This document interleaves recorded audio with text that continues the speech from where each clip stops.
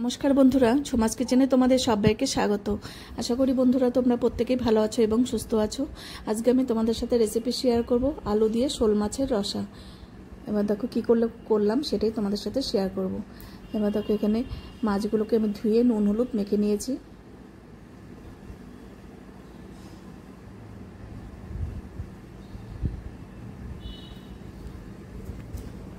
এবার আগে থেকে আমি সর্ষের তেলে রান্নাটা করব। তেলটাকে ভালো করে গরম করে নিয়েছি।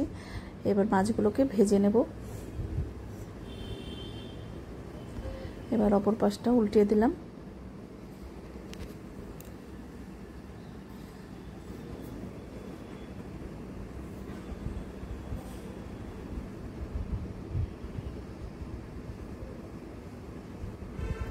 ভাজা হয়ে গেছে, তুলে নেব। এবার মাথাগুলোকে ভেজে নেব।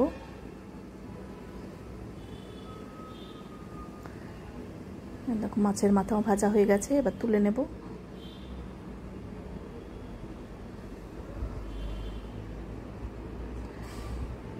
এবার ওই তেলের মধ্যে আমি আলু লম্বা লম্বা করে কেটে নিয়েছি, আলুগুলোকে ভেজে নেব। একটু নুন দিয়ে দিলাম।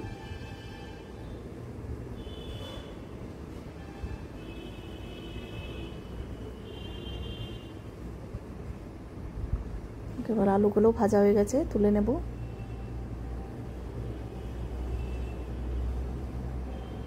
এবার দুটো তেজপাতা ফোড়নে দিলাম, আর একটুখানি জিরে, আর দুটো শুকনো লঙ্কা।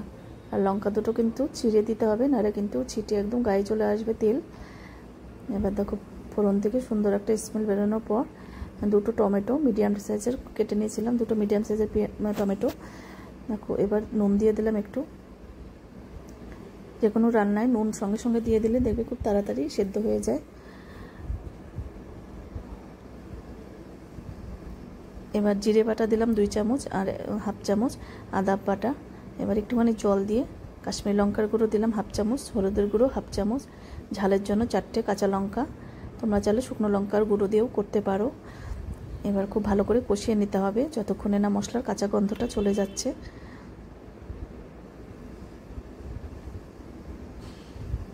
এবার হাফ চামচের মতন টমেটো কেচাপ দিলাম।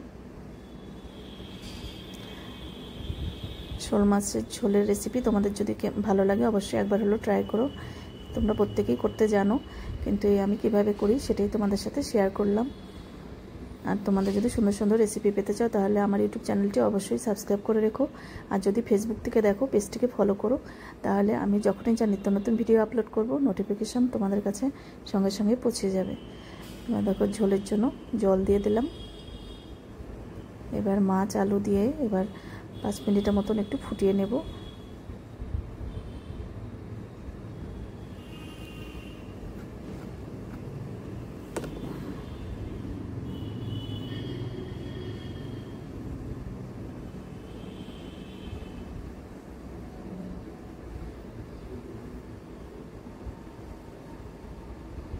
এবার একটুখানি ঘি আর একটু আদা পেস্ট, না সরি এটা হলো গরম মশলা গুঁড়ো দিয়েছি।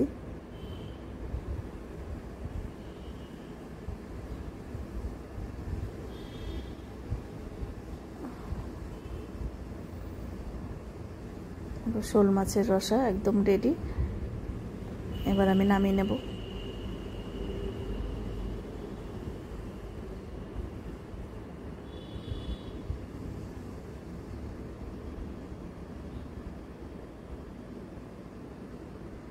এবার একটা থালায় সার্ভ করে দিলাম।